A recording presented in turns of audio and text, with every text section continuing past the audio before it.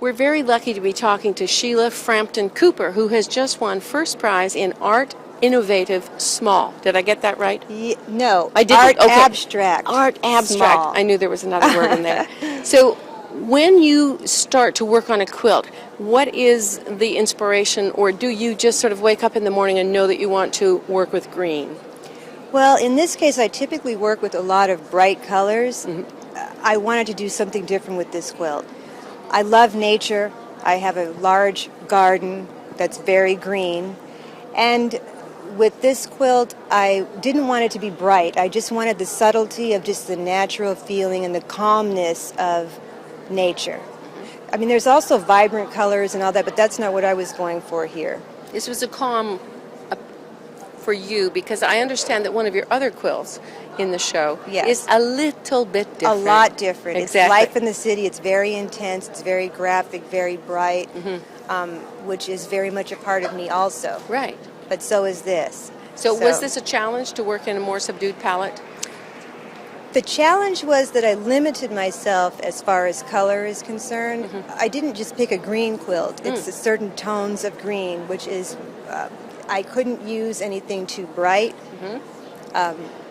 I was very restricted, which I intentionally did, because it really made me hone my eye in as far as tone. I knew I wanted to create a gradation of light coming in at the top and then, darker at the bottom, and, the idea of water and paths and things in a magical forest. Wonderful.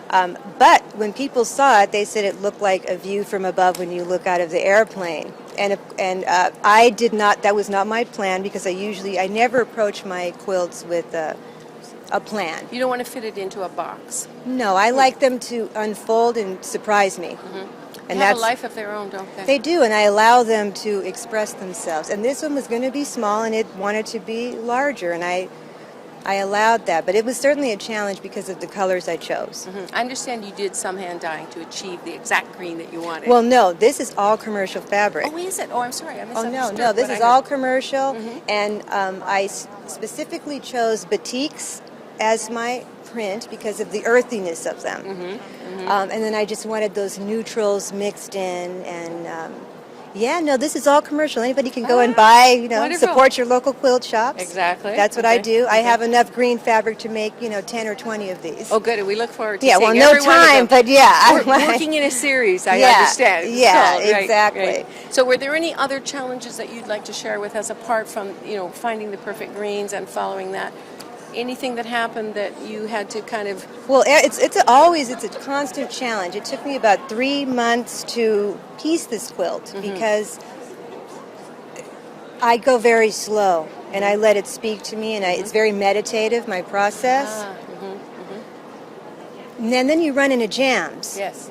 Because I don't plan it. So when I'm building one thing on another and I'm honing my eye, it just has to look right to me. Right.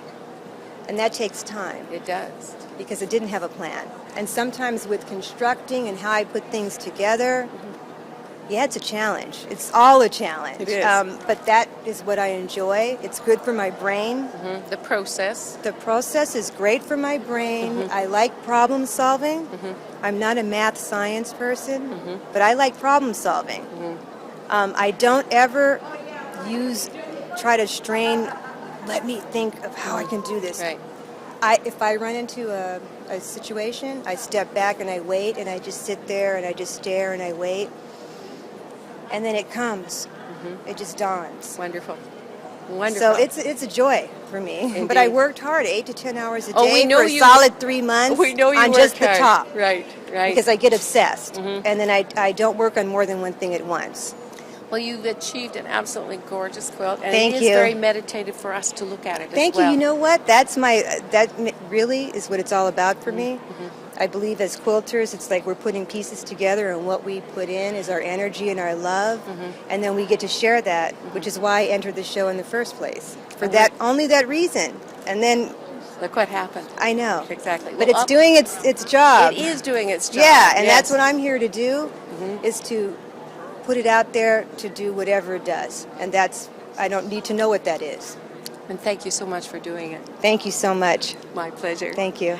I'm Sharon Pederson from Nine Patch Media for The Quilt Show.